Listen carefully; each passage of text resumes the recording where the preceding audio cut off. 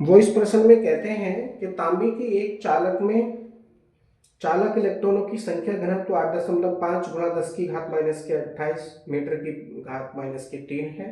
3 metre लंबे तार के एक सिरे से दूसरे सिरे तक इलेक्ट्रॉन अपवाह करने में कितना समय लगेगा। तार की अनुप्रस्थ काट 2 गुणा 10 की घात माइनस के 6 मीटर की पावर 2 है तथा इसमें 3 एम्पियर की धारा प्रवाहित हो रही है।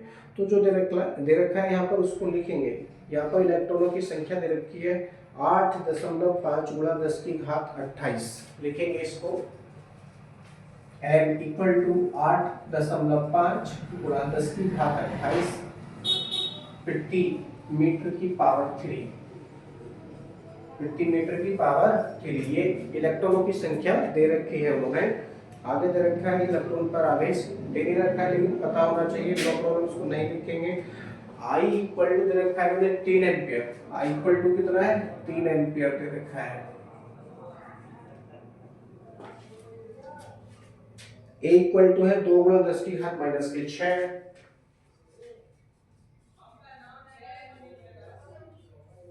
मीटर की पावर 2।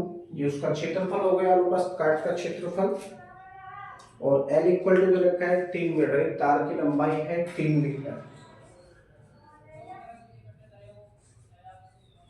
तार की लंबाई 3 मीटर दे रखी है। ठीक है। इलेक्ट्रॉन पर आवेश आपको पता ही कितना है, E इक्वल टू 1.6 इंटू 10 की पावर माइनस के 19 कूलम होता है। तो इलेक्ट्रॉनों के अपवाह वेग और वैद्युत धारा में क्या संबंध होता है,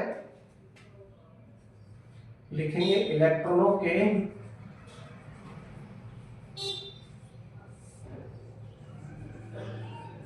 अपवाह वेग, इलेक्ट्रॉनों के अपवाह वेग तथा वैद्युत धारा, वैद्युत धारा के संबंध से, वैद्युत धारा के संबंध से इसको हल करेंगे। क्या सूत्र है, I equal to N E A V D. N E A V D, यहां से हम इलेक्ट्रॉनों का अनुगमन वेग ज्ञात कर लेंगे। इलेक्ट्रॉनों का अनुगमन वेग यहां से हम ज्ञात कर लेंगे। तो लिखेंगे इस का चिन्ह लगा करके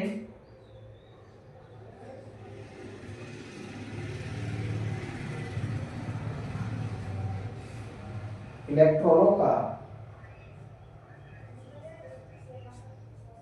अपवाह वेग भी कहते हैं, नो प्रॉब्लम। अपवाह वेग क्या हो जाएगा, डैश लगाएंगे, लिखेंगे v d equal to I upon n E A. ये सारी वैल्यू हमारे पास में है, रखेंगे और यहाँ से वी डी की वैल्यू फाइंड करेंगे। आई की वैल्यू आपके पास में है 3 एम्पियर बटे, और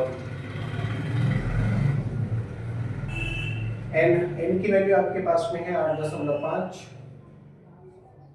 गुणा 10 की घात 28 गुणा, अब देखिए ई की वैल्यू आपके पास में है 1.6 इंटू 10 की पावर माइनस के 19 इंटू ए की वैल्यू आपके पास में है कितनी, 2 गुणा 10 की घात माइनस के 6। 2 गुणा 10 की घात माइनस के 6।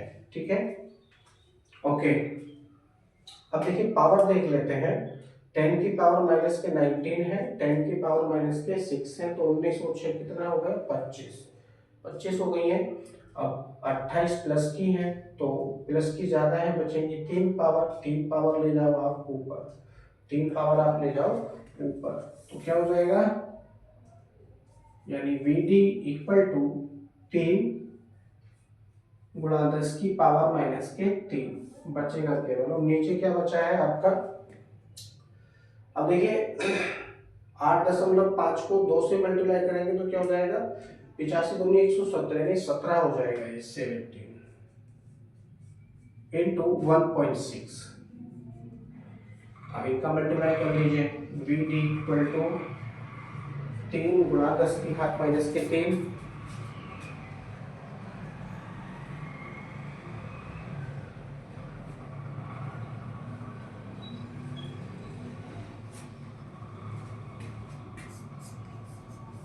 3 × 10⁻³ 17 × 136 136 दूनी 272 यानी 27.2 ये हो जाएगा। 27.2 से अगर हम 3 को डिवाइड करेंगे तो क्या प्राप्त होगा, यानी 1.1 इंटू ऐसे प्राप्त होगा। VD इक्वल टू 0.11, आगे बहुत सारे और भी अंक आएंगे इसमें, इंटू 10⁻³ ये VD की वैल्यू है। अब आप इसको एक लाइन लिखकर और लिख सकते हैं या करके VD इक्वल टू, अब देखिए पॉइंट है, सबसे पहले मैं इसको 1 के बाद में लेता हूं तो क्या हो जाएगा 1.1 इंटू 10⁻⁻1 में बढ़ जाएगी, इतना मीटर प्रति सेकंड ये हो जाएगा। अनुगमन वेग तो हमारे पास में आ गया, अनुगमन वेग हमारे पास में आ चुका है, परंतु हमसे क्या पूछा था, इलेक्ट्रॉन अपवाह करने में कितना समय लेता है ना। अब लगा समय भी ज्ञात कर लेंगे।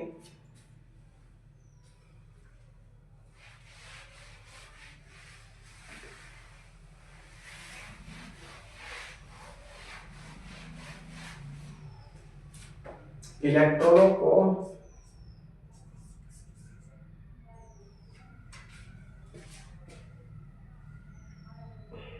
एक सिरे से दूसरे सिरे तक पहुंचने में, एक सिरे से दूसरे सिरे तक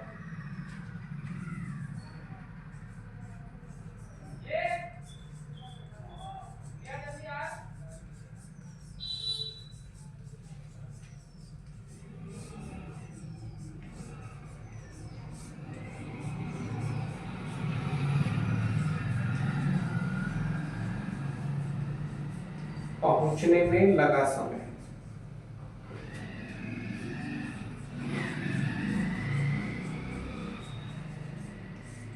डैश लगाएंगे, लिखेंगे टी इक्वल टू, देखिए क्या सूत्र होता है, चाल बराबर दूरी बटे समय।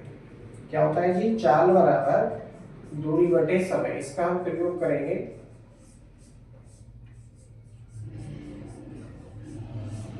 तो समय बराबर क्या हो जाएगा, दूरी बटे चाल हो जाएगा, समय बराबर दूरी बटे चाल। अब दूरी क्या है, तार की लंबाई, तो जितनी तार की लंबाई होगी उतनी उसकी क्या हो जाएगी, दूरी हो जाएगी।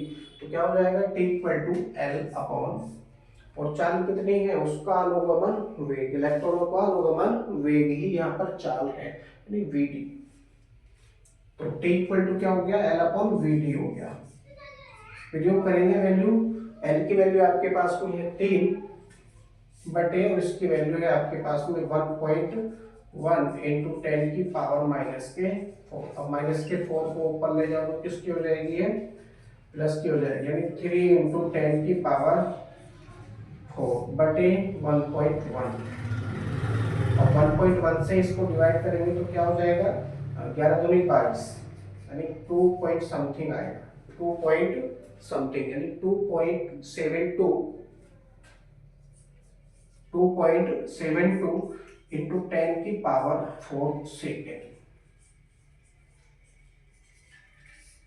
कितना समय लगेगा, इतना समय लगेगा। अभी सेकेंड को क्या करेंगे हम, मिनट बना लो, घंटे बना लो, क्योंकि बहुत सारे हैं ये।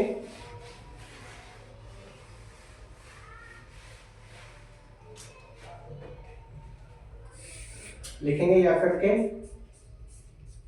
T इक्वल टू 2.72 गुणा 10⁻⁴, ये क्या है, सेकेंड है। इसको मैं किससे डिवाइड करूंगा, 60 से, तो क्या बन जाएगा, मिनट बन जाएगा। और यदि मैं इसको फिर 60 से गुणा कर दूं, डिवाइड कर दूं, तो क्या बन जाएगा, घंटा बन जाएगा। यदि मैं ऐसा करूंगा तो मुझे क्या प्राप्त होगा, T इक्वल टू प्राप्त होता है 7 घंटे 33 मिनट, 7 घंटे 33 मिनट।